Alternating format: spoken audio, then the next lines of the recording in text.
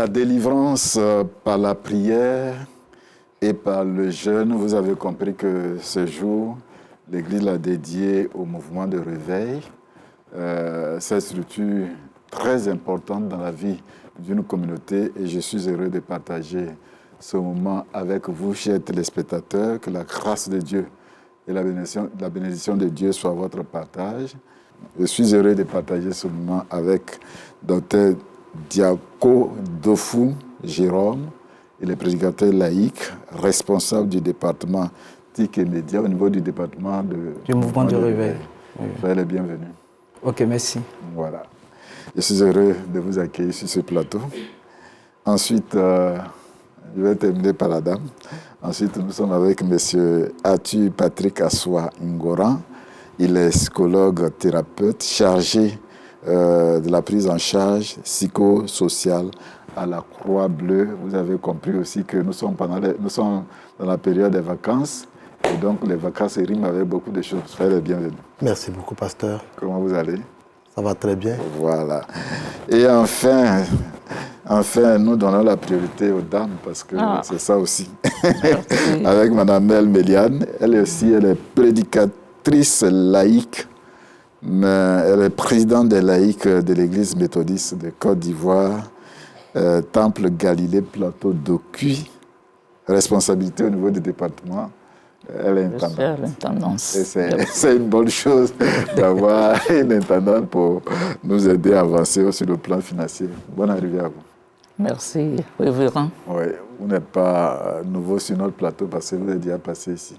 Oui, en effet. Nous sommes heureux d'être là encore aujourd'hui. Cette année, depuis lundi, vous êtes à Gagnoua. Effectivement. C'est vraiment un plaisir parce que certainement les gens ont dit mais oui, il est le révérend pasteur de Ken Kokobé. Actuellement, il est sur le terrain. Il est sur le terrain avec les autres. Mais on va demander au prédicateur de confier ce mot au Seigneur. Nous prions le Seigneur. Père éternel, notre Dieu, nous voulons te rendre grâce et te dire merci. Parce que tu permets que nous puissions nous réunir aujourd'hui, dimanche 30, joints dans ta maison, pour te louer, pour te magnifier, en cette journée dédiée au mouvement de réveil national. Nous prions que, Seigneur, que tu sois avec nous, nous orienter, afin que toi-même, tu puisses nous donner les paroles, tu puisses guider nos pas et nous garder dans le nom de Jésus-Christ. Amen. Amen. Encore une fois de plus, vraiment, je suis heureux de vous accueillir et je crois que les téléspectateurs, le peuple de Dieu sera édifié énormément avant d'arriver certainement à la journée proprement dite. Nous le disions tantôt que notre frère Atu Patrick Assoua, il est ici pour nous aider parce que nous sommes dans la période des vacances et les vacances vraiment riment avec beaucoup de choses au niveau des jeunes, au niveau des adolescents. Et nous lui avons demandé de nous aider à comprendre, même si on peut même intituler ces vacances sans drogue. Merci pour l'occasion que vous nous donnez à chaque fois, au cours de vos émissions, de nous exprimer sur la question des drogues. Et actuellement, le contexte là que nous traversons en ce moment est celui des vacances scolaires.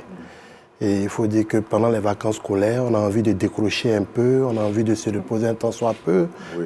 Mais ça peut être aussi un moment aussi pour faire beaucoup de nouvelles expériences. Et parmi ces nouvelles expériences aussi, malheureusement, beaucoup vont faire l'expérience de drogue. Donc il est opportun d'en parler sur ce plateau pour que parents et intervenants et tout l'ensemble de la communauté puissent prendre un ensemble de dispositions pour que nos enfants puissent passer des vacances studieuses. Que tous ceux qui sont partis pendant les vacances reviennent à la rentrée, que personne ne reste en vacances au moment où on va rentrer pour la prochaine rentrée scolaire. Aujourd'hui, on se rend compte que la drogue est versée, si je peux m'exprimer ainsi, est versée dans toutes les rues, partout. On peut la voir facilement. Mais malheureusement, en dépit, bien sûr, des moyens de lutte qui sont déployés par l'État, parce qu'il faut dire qu'au niveau de la lutte contre les drogues, il y a 2 volets.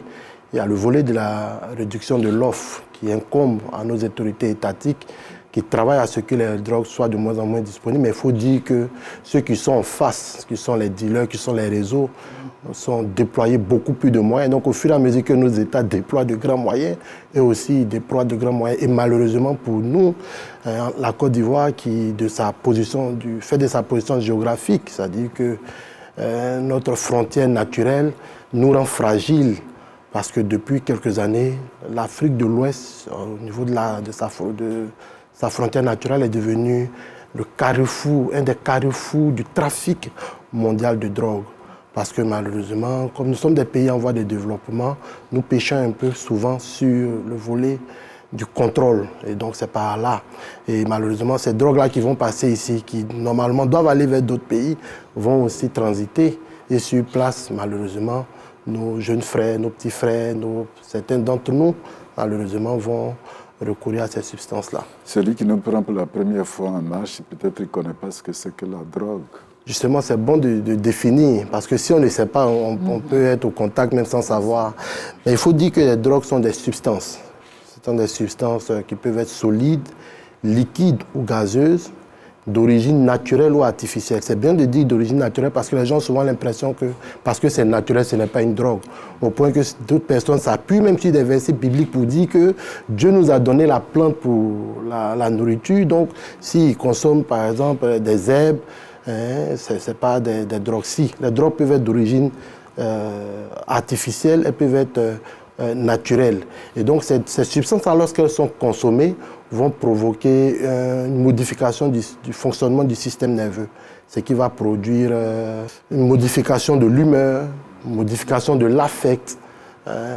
Et donc, la consommation de ces produits-là, à la longue, va avoir des répercussions sur la santé mentale, la santé physique et même le bien-être social des consommateurs. Et pour nos jeunes qui sont encore en plein développement, parce que si vous faites attention, vous allez vous rendre compte que dans le règne animal, l'homme est l'espèce dont le développement continue longtemps après sa naissance. Donc à l'âge adolescent même, ça dit que toutes ces structures-là cérébrales ne sont pas formées. Et donc quand on commence à consommer des drogues à cet âge-là, on a plus de risques de développer même des addictions et après ça devient très difficile de s'en détacher. Voilà. Et donc ces choses-là rendent ces jeunes-là fragiles. Et puis, malheureusement, parce qu'ils sont naïfs, parce que quand on est jeune, il y a beaucoup de choses qu'on ne sait pas. Et donc, on devient du coup naïf.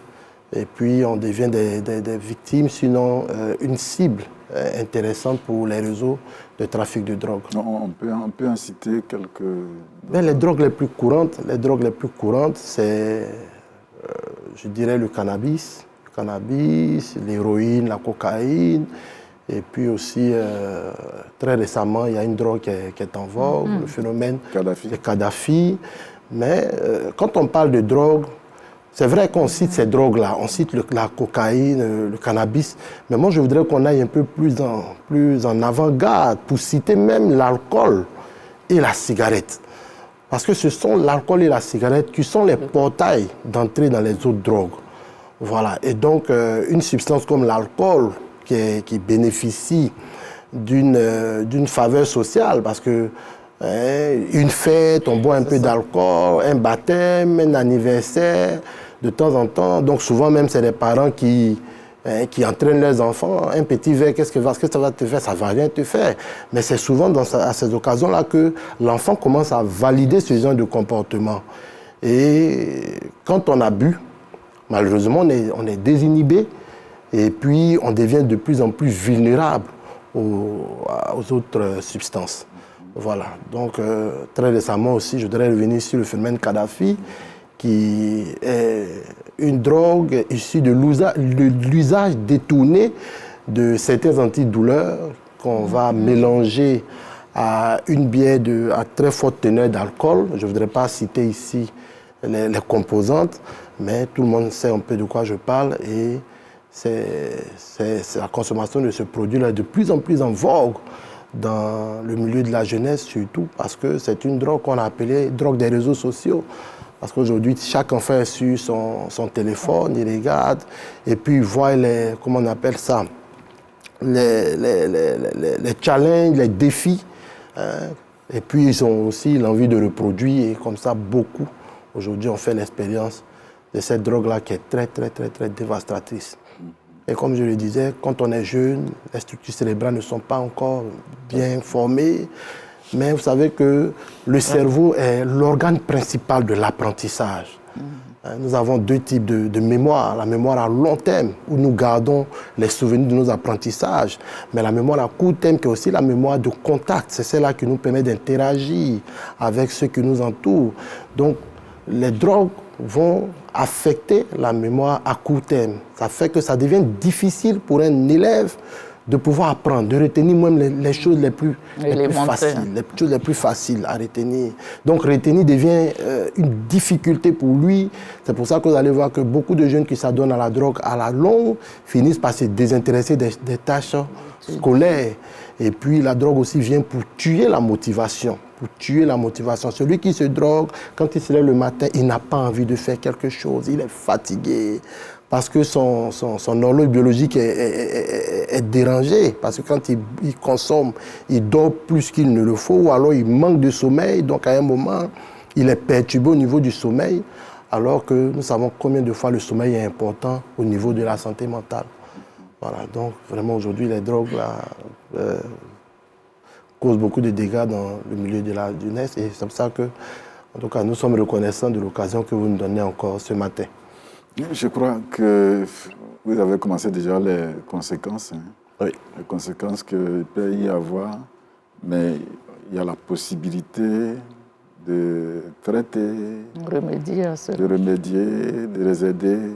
Oui, mais en matière de lutte contre les drogues, je dis toujours que le mieux, c'est de ne pas commencer. Parce que lorsqu'on commence, sortir des drogues devient très difficile par la suite. Un enfant qui commence à consommer, par exemple, une substance comme le cannabis, ce n'est que peut-être 2 à 3 ans plus tard que les conséquences même vont se mettre en place. Ça dit c'est insidieux et c'est progressif. Les gens le regardent, par exemple, le cannabis comme une drogue inoffensive, mais c'est au contraire la drogue la plus dangereuse. Parce que la mise en place des symptômes et des effets néfastes là, va se faire progressivement sur plusieurs années. Donc au début, les parents ne voient rien venir. Ils ne voient rien venir, mais c'est au bout de 2 ou 3 ans, quand le syndrome est assez ancré, qu'on va se rendre compte que l'enfant ne va plus correctement à l'école. Il dort beaucoup, il est devenu un enfant qui se retire, parce que quand vous consommez les drogues, vous ne pouvez pas le faire de façon à vue devant tout le monde. Donc c'est quelqu'un qui, chaque fois, a besoin de se retrouver dans son petit coin. Donc, il n'est plus sociable. Oui, il n'est plus sociable. Ouais, il n'est plus sociable. Donc, le mieux, comme je le disais, c'est de sensibiliser nos enfants, mais c'est surtout de veiller à ce qu'ils ne fassent pas les premières expériences. Sinon, quand l'expérience est faite, c'est vrai qu'on peut faire un travail pour les faire sortir, mais c'est un travail qui est difficile. C'est un travail qui est difficile. On ne peut pas espérer. On peut espérer, mais je vais dire que s'il y a la possibilité d'éviter, autant éviter. Et je pense que si on est là aujourd'hui, c'est peut-être pour donner quand même des pistes de solutions. Voilà, parce que, comme on l'a dit, de plus en plus, le phénomène des drogues est prépondérant. Et il touche toutes les couches sociales. C'est-à-dire que ce n'est pas une substance qui est réservée à un certain groupe. Aujourd'hui, tout le monde est concerné, riches, pauvres, enfants, tout le monde est concerné. Donc, il va de soi que nous soyons plus vigilants, que nous ouvrions les yeux dessus. Et surtout dans ces périodes de vacances où les enfants vont aller au contact peut-être d'autres groupes, ils vont rencontrer d'autres personnes.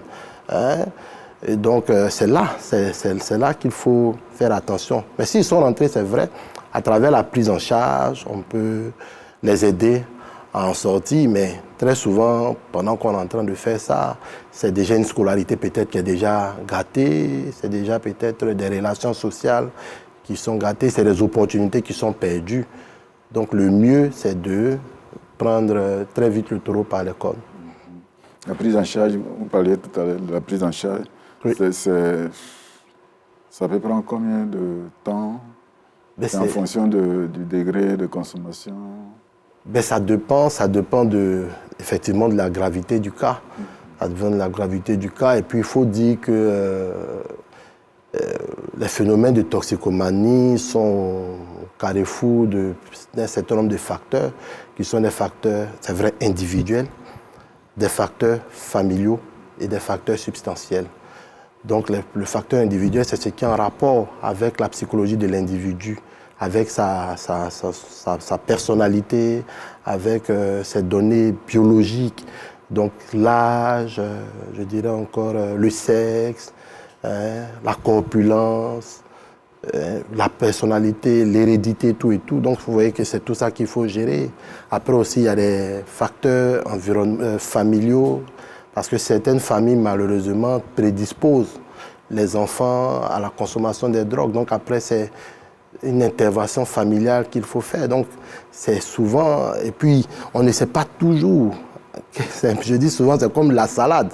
C'est comme une sauce. Quand vous mangez une sauce, que vous faites une allergie, après, vous ne savez pas lequel des ingrédients précisément vous gêne. Donc, ça dit que ça aussi, c'est mélange. Donc, c'est pour ça qu'après, il faut émettre des hypothèses. Si, avec beaucoup de chance, on trouve rapidement le problème, on le résout, ça arrive. Hier, par exemple, il y a certains parents qui m'ont appelé pour me dire merci par rapport au résultat du bac français à mon enfant que vous avez suivi en début d'année. Après, il s'est repris, il a eu le bac. Docteur, merci beaucoup. Voilà, donc je vais dire qu'on y arrive bien, mais il faut dire que c'est pas facile. Pas facile. Comment on peut reconnaître la drogue? Comment on peut reconnaître? Comment on peut reconnaître Je veux dire, peut-être que votre fils a quelque chose dans sa main, vous ne savez pas de quoi il s'agit. Est-ce qu'il y a une manière de détecter cela? Oui, je pense que vous faites bien de poser cette question parce que de plus en plus, nos enfants sont influencés. C'est-à-dire, c'est des enfants, par exemple, qui vont à l'école et qui peuvent être accostés sur le chemin de l'école ou bien dans le quartier par un grand frère qui lui donne peut-être quelque chose qu'il doit vendre, mais qu'il doit lui donner à quelqu'un d'autre, tout et tout. Et puis, très souvent, les parents se retrouvent en présence de ces choses qu'ils ne connaissent pas. Donc, si vous voyez des enfants, je pense que dans les rapports que les parents ont avec les enfants, il est important que nous puissions aussi contrôler qu'est-ce qu'ils possèdent. C'est-à-dire que ce sont vos enfants, c'est vous qui achetez les choses pour eux, tout et tout, donc vous savez qu'est-ce qu'ils ont. À partir du moment où vous avez une substance ou bien peut-être un objet qui est nouveau ou bien que vous ne l'avez pas donné par vous-même, ou bien une substance ou bien un médicament, vous pouvez toujours revenir vers les spécialistes, notamment la Croix-Bleue, où il y a un laboratoire qui pourra faire des tests pour déterminer la nature du produit. Parce que c'est souvent de la poudre, c'est souvent de l'herbe, c'est souvent des comprimés, ça peut être même souvent des gadgets. Donc, les parents eux-mêmes souvent n'ont pas la possibilité. Mais si vous voyez quand même un objet suspect, vous pouvez quand même nous approcher pour qu'on puisse, nous qui sommes spécialistes, vous aider peut-être à faire la reconnaissance de ces choses-là. Avec vous, c'est la première rencontre, mais ça ne va pas s'arrêter là. Oui, parce que ça ne va pas s'arrêter là. Les vacances, on aura l'occasion de vous rencontrer. Comment on peut lancer l'appel à la sensibilisation aux parents? Pour moi, spécifiquement pour la situation des vacances, c'est vraiment appeler les parents à être plus regardants. À être plus regardants. Vous savez, la période d'adolescence est une période qui est très marquée par une débauche d'énergie. À cet âge-là, les enfants ont de l'énergie. Et cette énergie-là, si elle n'est pas canalisée, ça peut devenir un problème pour eux-mêmes. Voilà, donc il faut les occuper. Il faut les occuper. Il y a des camps de vacances, il y a des ateliers de vacances. Il faut les mettre aussi souvent aux tâches ménagères. On parle de compétences de vie courante. Aujourd'hui, de plus en plus, on prend des servantes qui font tout dans nos maisons. Les enfants, quand ils grandissent même, ils sont dans la maison, ils mangent seulement. Alors qu'un enfant qui fait son lit, un enfant qui fait un peu de ménage, c'est un enfant qui se sent important dans le dispositif familial. Un enfant qui est occupé, par exemple, c'est les vacances, c'est vrai qu'on ne va pas encore revenir avec la même charge d'apprentissage que pendant l'année scolaire, mais quand même certaines activités, la natation, le piano. Pour ça, je suis vraiment reconnaissant aussi envers les églises qui mettent en place souvent des camps pour les enfants, pour développer aussi certains apprentissages. Donc quand l'enfant est occupé, il n'a pas vraiment le temps d'aller vers ces choses. Et puis, à quoi il faut veiller, c'est les influences. Oui. Parce que les drogues, vous savez, ce n'est pas des choses qu'on trouve dans les boutiques. Donc ça dit que rentrer dans les drogues, c'est d'abord faire une rencontre avec un individu. Et là, on parle alors souvent de groupe iso-âge, c'est-à-dire qu'un enfant qui marche avec de grandes personnes, c'est-à-dire dans le groupe là, c'est lui qui est moins âgé. Donc c'est lui qu'on va envoyer pour aller payer cigarettes, c'est lui qu'on va envoyer même pour souvent allumer. Et c'est souvent lui-même qui va devenir le petit voleur qui va permettre aux grands là de pouvoir avoir leur substance. Donc veillez à ce que les enfants marchent avec des jeunes, des enfants de leur âge. Sinon, quand il est moins âgé, il est forcément influençable. Qu'est-ce qu'il peut faire? Si on le menace, il peut faire quoi? Il ne peut pas faire grand-chose. Donc, il faut les occuper, mais surtout, comme j'ai dit, les parents eux-mêmes doivent être sensibilisés aussi à la question des drogues, et notamment comment reconnaître l'enfant toxicomane. Donc, pour l'enfant qui fait l'expérience des drogues, c'est un enfant qui dort beaucoup, mais c'est les vacances. Je ne dis pas que c'est ça, mais c'est des indicateurs. Un enfant qui dort beaucoup, qui a les yeux rouges, là moyen, qui est très souvent fatigué, qui commence à manger beaucoup, qui s'isole. Parce que dans la maison, quand même, il y a un certain nombre d'interactions auxquelles il ne prend pas part, parce qu'il est tout le temps en train de dormir, ou alors parce qu'il craint d'être pris. Il est dans son coin. Donc, il y a un certain nombre de choses comme ça qui sont inhabituelles. Donc, si le parent est regardant, il peut remarquer qu'au niveau de son enfant, il y a quelque chose qui ne va pas. Donc, et puis, il faut être à l'écoute de la gestion de leurs états d'âme.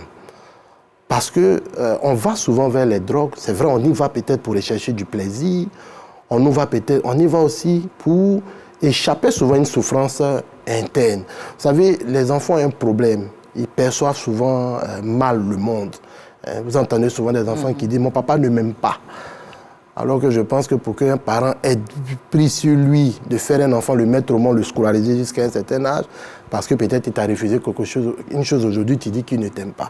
Donc les enfants interprètent mal ces choses-là. Et si on n'échange pas avec eux pour corriger ça, souvent, ils grandissent avec ça et puis ils ont des émotions, des états d'âme qui sont négatifs. Et quand cette souffrance interne qui est créée là devient un motif pour aller vers les drogues. Donc, on doit vraiment être autour d'eux, échanger avec eux, les regarder. C'est vrai que quand on va au travail aujourd'hui, la circulation à Abidjan est telle qu'on ne rentre pas souvent tôt, mais il faut trouver un temps quand même à consacrer aussi à nos enfants. Si on demandait à vous joindre? Je suis au 07 08 03 77 71. Je peux le reprendre. 07 08 03 77 71, ou alors vous vous rendez directement au centre d'accueil de la Croix-Bleue à Djamé-Williamsville. Vous nous trouverez là. C'est pourquoi nous allons saluer le directeur, mais c'est le maire Banta Laurent. Le président. Le président national de la Croix-Bleue. Voilà, saluer le docteur Samedi Djebi qui nous a donné l'occasion de vous avoir.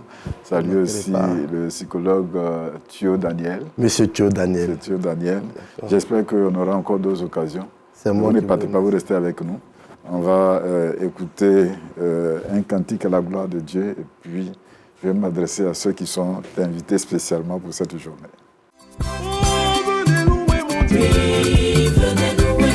Il est le roi des rois. Oui, venez louer. Venez louer mon Dieu. Oui, venez louer. Il est le tout-puissant. Oui, venez louer.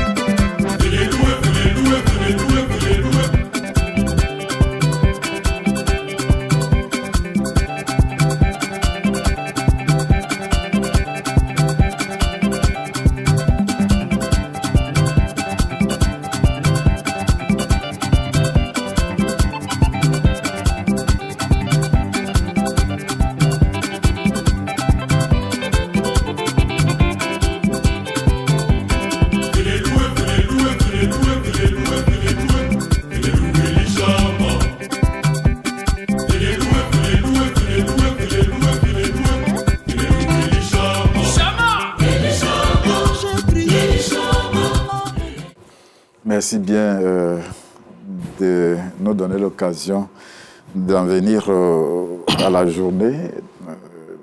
D'abord, votre sentiment par rapport à la journée dédiée au mouvement des réveils. On va commencer par docteur.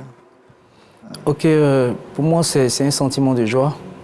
Je suis très heureux que la conférence a pensé aux difficultés que traversent les enfants de Dieu et par rapport au thème qui est la délivrance par la prière et par le jeûne. Et donc, ça nous ramène bêtement à la base, en tant qu'enfants de Dieu, de savoir que l'une des clés pour un enfant de Dieu de sortir de l'obscurité, c'est de passer par l'étape de la délivrance. Voilà. Et donc, pour moi, je suis ravi par rapport à ce thème et dire merci à la conférence de penser notamment à tous les enfants de Dieu qui viennent dans la maison du Seigneur et qui en souffrent. Et comment en sortir. Mamel. Oui, je crois aussi qu'en obéissance à l'ordre du Seigneur en Marc 16, 15, qui dit « Allez par tout le monde et prêcher la bonne nouvelle à toute la création », c'est bienvenu. Je crois aussi que c'est le thème de cette année. Et les équipes se sont rendues à Gagnoa, dans le district missionnaire de Gagnoa, depuis le 24, pour vraiment s'aimer la bonne nouvelle. Le choix, peut-être que je ne vous pose pas la question, le choix de Gagnoa, une raison particulière? Oui, nous avons l'habitude de faire les semaines ou à Abidjan ou dans un district missionnaire, parce que nous pensons que ces districts ont besoin que nous allions aussi travailler avec eux. Particulièrement, Gagnoa n'est pas le seul district missionnaire. Non, on en a fait déjà, on a fait Boaké. Fait Korogo. Quand Boaké était district missionnaire, Korogo et tout ça, on a déjà visité d'autres districts missionnaires. Cette semaine, depuis le lundi, vous êtes à lundi Gagnoa. 24. Depuis le 24, Mais nous sommes... le programme, c'est toute la conférence. Oui. Qu'est-ce que vous avez prévu, vous avez fait? On a fait des formations. On a édité un document d'appui avec les différents sous-thèmes qui ont dérivé du thème central. Et on a fait des formations pour tous ceux qui pourraient tenir la semaine à Abidjan et à l'intérieur aussi du pays. Et c'est à la suite de ça, ils se sont procurés les documents.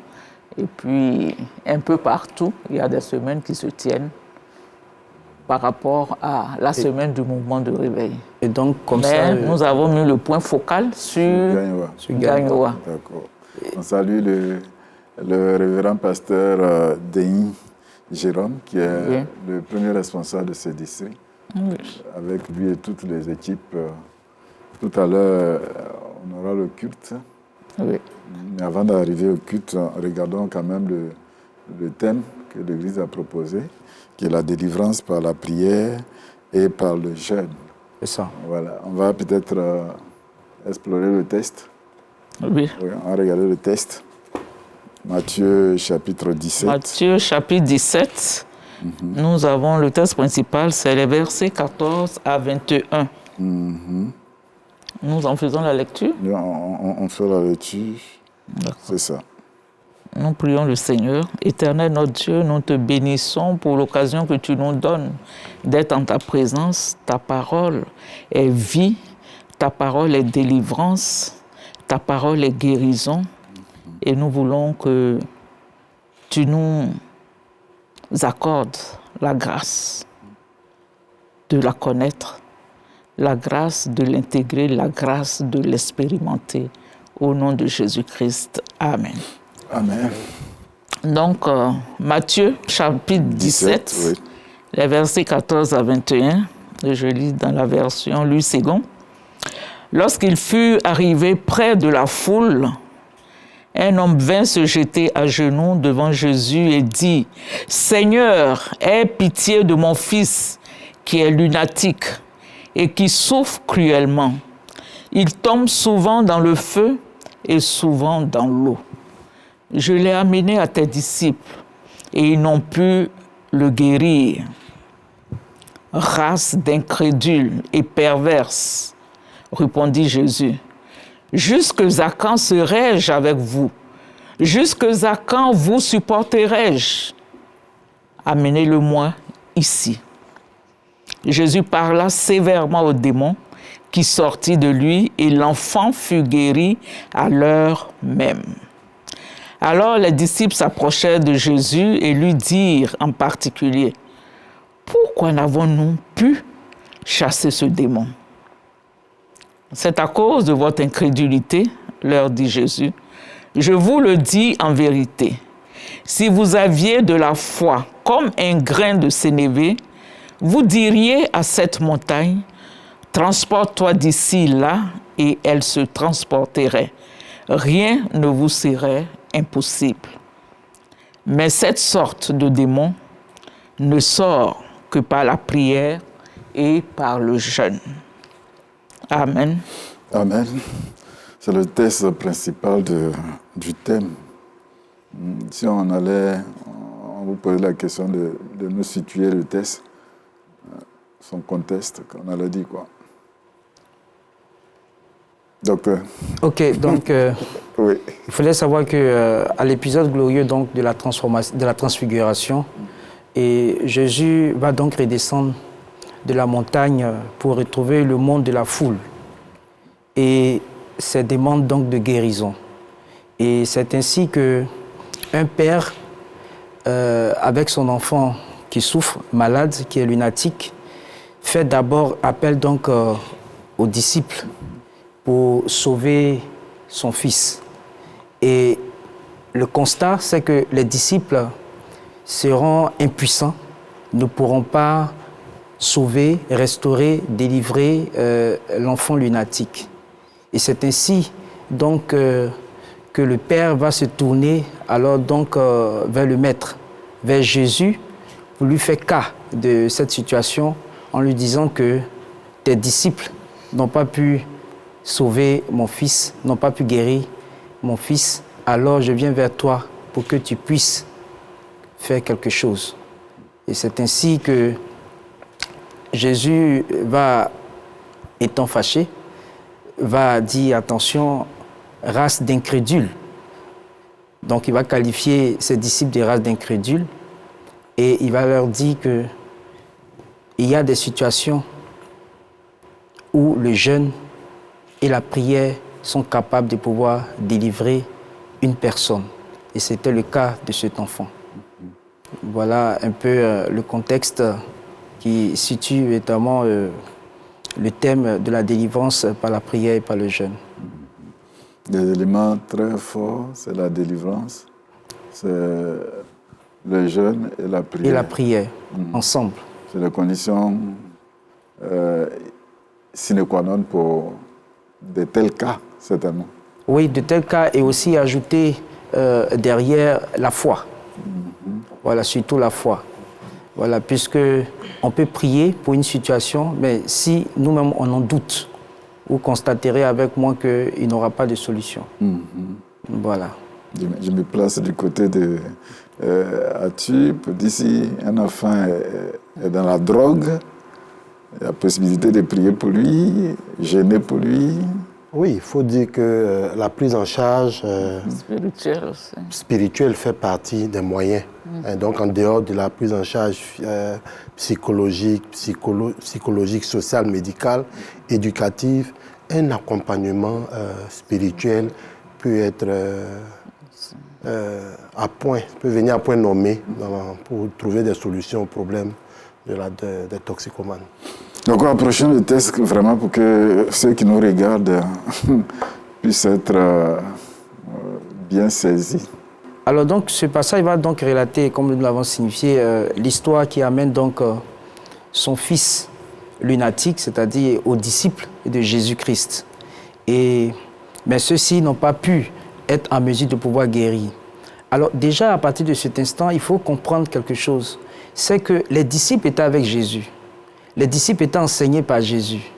Les disciples marchaient avec Jésus. Mais ces disciples qui avaient reçu la formation n'étaient pas en mesure de pouvoir restaurer la vie de cet enfant.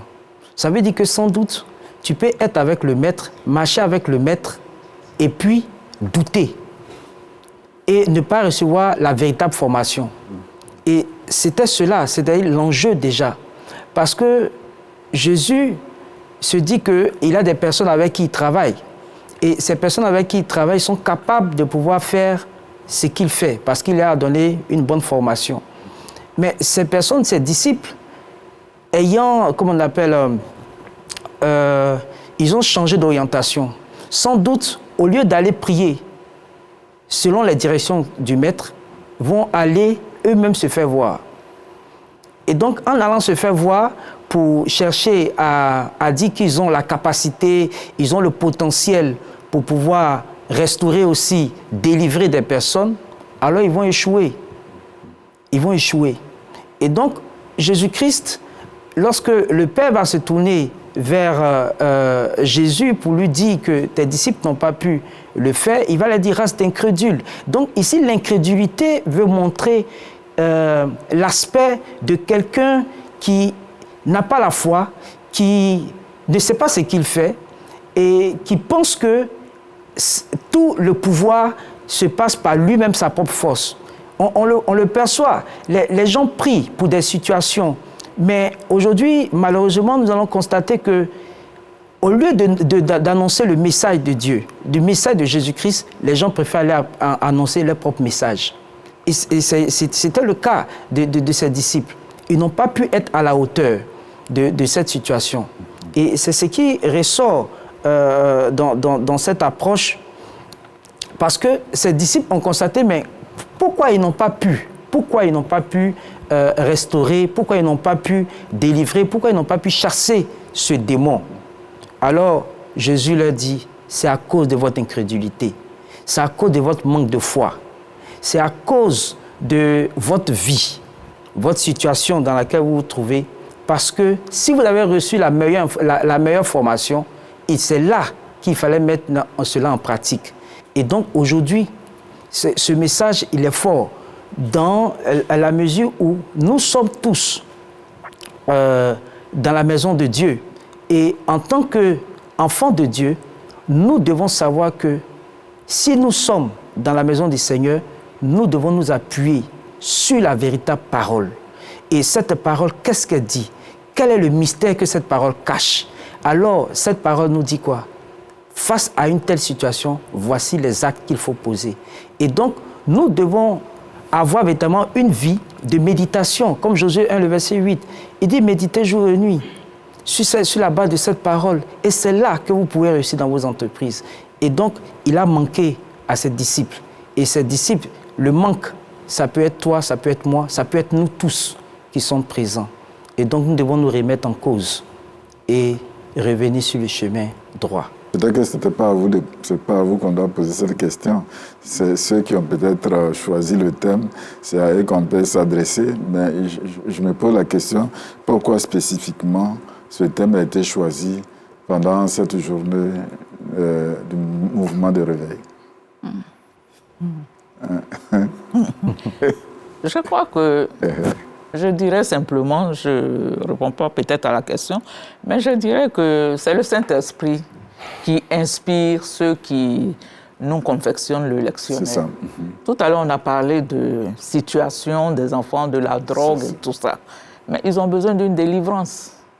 Et nous sommes dans la période des vacances. Et ça vient à point nommé. Sur le terrain, il y a beaucoup de situations qui se présentent à nous. Même quand nous allons au camp, beaucoup de parents nous confient des enfants parce qu'ils sont dans des situations difficiles. Et nous devons agir.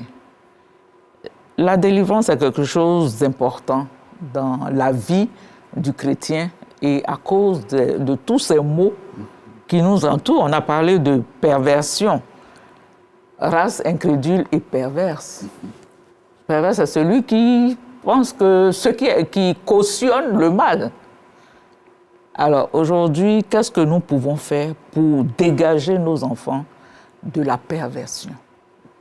Parce que la drogue, l'homosexualité et toutes sortes de choses, c'est ça la perversion. Et nous avons du travail. Je crois qu'il y a du travail. Tout à l'heure, il a cité, mais je vais citer aussi les conducteurs, ceux-là qui suivent le peuple, qui suivent des familles. Ils ont besoin d'être édifiés dans ce ministère de la délivrance pour pouvoir apporter une aide utile à ceux qui sont sous leur couvert. Oui, docteur était en train de le dire, parce que au niveau du mouvement de réveil, il y a beaucoup de jeunes, beaucoup de formateurs. Peut-être que l'accent doit être mis sur la responsabilité de chacun. Effectivement. Hein, pour ne pas qu'on soit orgueilleux. On pense qu'on peut faire sans le concours de Dieu, sans le concours de la prière. Bon, on sait que je suis quelqu'un qui est zélé dans la délivrance. C'est-à-dire que, mais on peut échouer. Effectivement, Voilà. Raison pour laquelle au sein du Bureau national du mouvement de réveil, il y a une activité qu'on appelle Résurrection. Donc Résurrection, c'est cette activité qui permet à tous les responsables de s'arrêter un moment et de revenir dans la maison pour pouvoir se regarder dans un miroir, s'examiner soi-même. Est-ce que je ne suis pas en train de dévier? Est-ce que je ne suis pas en train de dévier? Et donc, à partir de cet instant, chacun, à Résurrection, commence véritablement à voir sa vie personnelle et à partir de là, commence à tirer des conclusions. Et il y a des recommandations que les premiers responsables donnent, c'est-à-dire à savoir le révérend pasteur Beken Kokobé, le prédicateur Abi Paul et la formation avec le prédicateur Bossomida, qui vont nous orienter à pouvoir permettre aux responsables de revenir dans le droit chemin. Parce que vous allez constater avec moi qu'il y a beaucoup de déviations. Et donc, toutes ces différentes déviations-là, c'est à résurrection, c'est-à-dire à cette activité qu'on ramène tout le monde, tous les responsables dans le droit chemin. En telle enseigne que, à l'introduction, la prédicatrice a signifié qu'il y a eu un document qui a été mis en place. Et donc, ce document, c'est un document de formation. Pour ne pas que ceux qui vont aller partout pour prêcher cette thématique disent autre chose. Il faudrait qu'ils disent textuellement la vision du Bureau national du mouvement de réveil. Mais aussi la vision du Seigneur. Parce que oui, la vision du Seigneur, oui, c'est-à-dire la vision du mouvement de réveil, c'est inspiré véritablement de celle de Dieu. Ouais. Et voilà. Donc il faudrait qu'on parle, on dise tous ensemble le même langage. Mais ça fait un peu de la confusion pour les disciples d'être devant un cas, ils n'ont pas pu. C'est nos erreurs aussi. Oui. Et dans le document, justement, il y a une formation qui a eu lieu pendant la semaine sur la délivrance, sur les erreurs à ne pas commettre. Et c'est bien spécifié dans les annexes du document de formation pour ramener tout le temps les gens à l'ordre. Qu'est-ce qu'on peut dire à ceux qui ne sont pas autour de vous, qui ne sont pas fixés au département, mais qui sont dans les églises, qu'est-ce qu'on peut leur dire? Alors, à partir de ce qu'on vient d'entendre. D'accord. Donc, à partir de ce qu'on vient d'entendre, il faudrait savoir que je voulais m'adresser à tous les responsables, toutes les personnes, ceux qui ont accepté de suivre le Seigneur Jésus-Christ, que la clé de notre réussite, c'est la parole de Dieu. Et il faut suivre donc les recommandations. Et il faudrait savoir que si nous vivons pour Christ, alors laissons-nous guider par Christ qui est capable de nous orienter. Il ne faudrait pas que nous puissions chercher de propres artifices pour chercher à faire plaire. Comme vous voyez un peu dans la parole de Dieu, il y a l'histoire de Simon. Simon qui était un magicien, qui faisait des miracles entre griffes de la magie. Et la Bible nous dit que Simon va voir Philippe, parce que Philippe va commencer à prêcher l'évangile. Et dans la prédication de Philippe, alors Simon va décider de changer de vie, va se convertir. Et Simon va recevoir le baptême. Mais dans le baptême de Simon, qu'est-ce qui va se passer? On va voir que Simon baptisé, c'est-à-dire qui a donné sa vie à Dieu, va observer Philippe, va observer Jean, les disciples de Jésus-Christ, qui vont commencer à restaurer la vie des personnes et procéder par l'imposition de mains pour donner la restauration, le Saint-Esprit. Et Simon, si on vient à l'actualisation, c'est Simon chrétien qui a donné sa vie à Jésus, qui est baptisé, va dire quoi? Simon va demander d'acheter le Saint-Esprit. C'est un problème. Ça veut dire quoi? Que les gens sont dans la maison de Dieu, ils sont baptisés, mais ils ont encore des liens, ils ont encore des problèmes. Alors, ils doivent accepter de recevoir une délivrance. Et donc, pour dire aux enfants de Dieu que nous sommes dans la maison de Dieu, certes, nous sommes baptisés, mais nous avons encore des soucis, nous avons encore des liens, nous avons encore des problèmes. Alors, nous devons accepter de revenir dans la maison de Dieu et venir à la restauration, à la délivrance, faire la cure d'âme, comprendre quels sont les mystères, qu'est-ce que nous avons posé comme action qui fait qu'aujourd'hui, nous sommes toujours dans les situations qui perdurent. Alors, c'est par la délivrance que nous pouvons réussir, nous pouvons en sortir. Et Simon était converti, mais il était encore lié. Mais vers la fin, Simon a reçu sa délivrance véritable. Et donc, pour dire aux enfants de Dieu que, certes, c'est vrai, vous êtes dans la maison du Seigneur, mais vous avez encore des liens et des difficultés, n'ayez pas honte. Revenez dans la maison, acceptez que les premiers responsables vous disent les recommandations qu'il faut faire pour prier, pour sortir véritablement de cette léthargie, de ces situations difficiles, pour être restaurés dans le nom du Seigneur. Amen. Amen. Amen. On va écouter un cantique et puis on va voir un aspect de département parce que vous avez besoin de moyens. Ben, nous bénissons le grand Dieu qui nous a soutenus et conduits jusqu'à cette 20e édition qui est prévue du 5 au 11 août 2024. Et le lieu, c'est Assia Koumassi, dans le district de Bongouanou. Ah, d'accord. Et le thème général est notre expression de reconnaissance à Dieu. Donc le thème se libelle ainsi, bénissez l'Éternel. Et nous convions vraiment tout le monde à venir célébrer le Seigneur, parce que c'est une célébration du Seigneur, célébrer le Seigneur avec nous. Et pour joindre l'acte à la parole, le bureau a convenu de faire un camp pratiquement gratuit. Il est à 15 000. D'accord. Oui, c'est vraiment Transport y compris. Transport y compris. Quand on connaît le marché aujourd'hui Oui. et qu'on dit un camp de 15 000, vous comprenez que c'est de la gratuité. C'est spécial 20 ans. Un spécial 20 ans. Voilà, 20e anniversaire. Vraiment, donc il va falloir que les gens se déplacent vraiment hein, parce que c'est pas... Oui, parce qu'on va limiter le nombre. Vous avez limité le nombre. Parce qu'on sait qu'il y aura affluence et en tout cas, tout le monde est bienvenu. Vous rappelez la date? Le 5 au 11 août 2024. Voilà. Maintenant, À Koumassi. les conditions donc, financières, on sait déjà, c'est 15 000 francs. À part ça, il n'y a plus d'autres conditions. Si, on a des bienfaiteurs qui nous accompagnent et nous voulons déjà leur dire merci pour leur fidélité. Nous voulons dire merci à la conférence aussi qui nous soutient Beaucoup. beaucoup. Nous voulons dire merci aux revivalistes qui eux aussi contribuent à leur manière. Et vraiment, nous voulons célébrer ce camp avec le Seigneur et nous comptons sur lui pour couvrir les frais de ce camp. D'accord, c'est tout. Oui, je vais rappeler qu'à ce camp, nous serons avec le révérend pasteur Beken Kokoubé, directeur du département. Nous serons avec aussi le prophète Arnaud Benoît, puisque c'est chez lui voilà, que nous partons.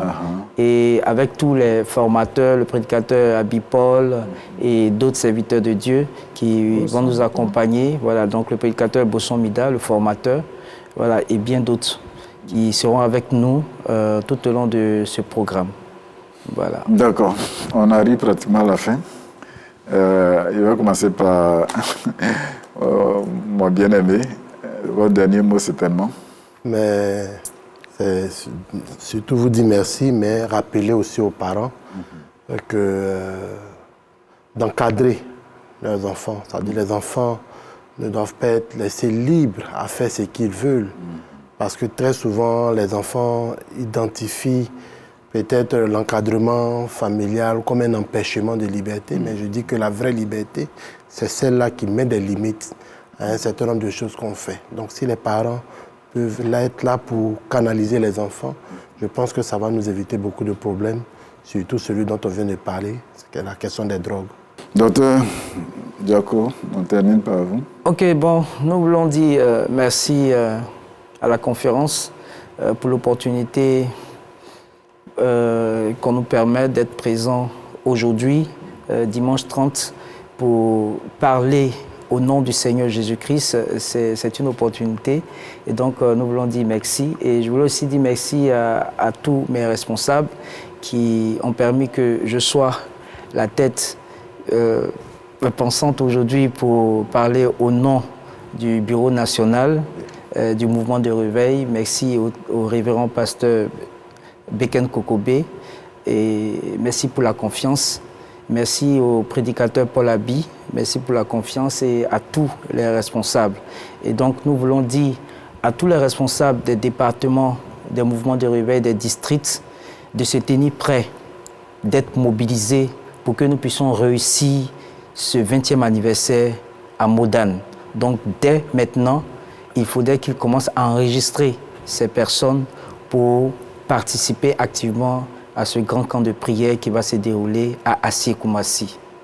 Mon frère Atu, Patrick Assoua-Ngoran, vous avez beaucoup de choses à faire sur le terrain. Nous croyons que Dieu vous aide. Le thème que nous venons de voir, c'est comme si c'était à cause de ce que vous êtes venu ici. Parce qu'il faut la prière pour permettre que ces enfants qui sont vraiment dans ces situations difficiles, qu'ils sortent. Oui. Mais si je le disais que ce n'est pas la première fois, on aura encore d'autres occasions pour vous avoir sur ce plateau, pour continuer à sensibiliser. Merci à Dr Diako Dofou. Merci beaucoup. Je le disais que c'est la toute première fois, mais nous avons été heureux. La présidente des laïcs, on va saluer l'église Galilée de Plateau d'Ocuy. Demandons que le Seigneur puisse bénir cette communauté, tous les responsables, et à la tête le pasteur Aké Christophe. On va s'arrêter là et certainement on aura d'autres occasions de nous retrouver. Mais nous invitons tous ceux qui sont aux alentours du temple de Gagnoa. Gagnoa jusqu'à Buyo. Oui, vous avez encore l'occasion de nous rejoindre pour l'adoration.